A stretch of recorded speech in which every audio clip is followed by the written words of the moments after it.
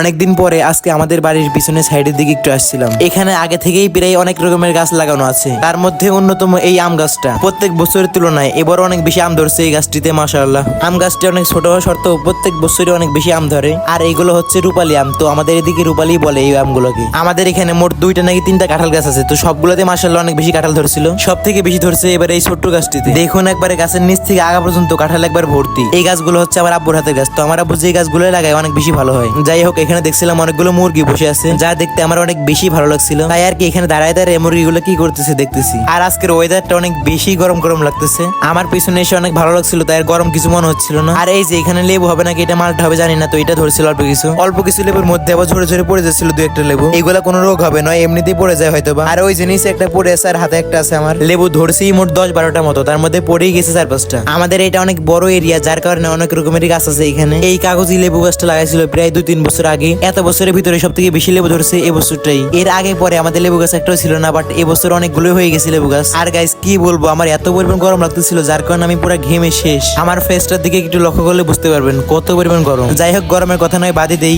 এই জায়গাটাতে আমাদের আবার কিছুদিন আগে হলুদ লাগাইছিল। যাই হোক, এগুলা বাদ দিয়ে আপনাদেরকে একটা জিনিস দেখাই। এইটা হচ্ছে যে একটা মাদ্রাসা, যেটা আমাদের বাড়ির পাশে অবস্থিত। বাড়ির পাশে বলতে একবার আমাদের বাড়ির সাথেই ধরতে গেলে। এইখানে আমি ছোট্টবেলা থেকে পড়ালেখা করছিলাম। আমার বয়স যখন 5 বছর, তখনই আমাকে এই মাদ্রাসায় দিয়ে আসে। এইখান থেকে যাওয়ার পরে প্রায় অনেক মাদ্রাসায় পড়তেছি। যত মাদ্রাসায় পড়ি না কেন, এটা তো একটা ছোটবেলার স্মৃতি, তাই না? যাই হোক, আজকে নয় এটা বাদই দিয়ে আপনাদেরকে আরেকদিন একটা ব্লগের মাধ্যমে সব ঘুরে ঘুরে দেখাবো ইনশাআল্লাহ। আমাদের এই বাগানে দেখছিলাম ভালোই ঠান্ডা ঠান্ডা হাওয়া আসতেছিল, তাই আর কি ভাবলাম এখানে কিছুক্ষণ বসে একবার বাড়িতে যাব। একটু পরে এই দিক থেকে দেখলাম কিছু পাখির আনাগোনা, যেটা দেখতে আমার অনেক বেশি ভালো লাগছিল। যাই হোক, আজকে মিনি ব্লগটি এই পর্যন্তই। দেখা হবে পরবর্তী কোনো ব্লগে। সবাই ভালো থাকবেন, আসসালামু আলাইকুম।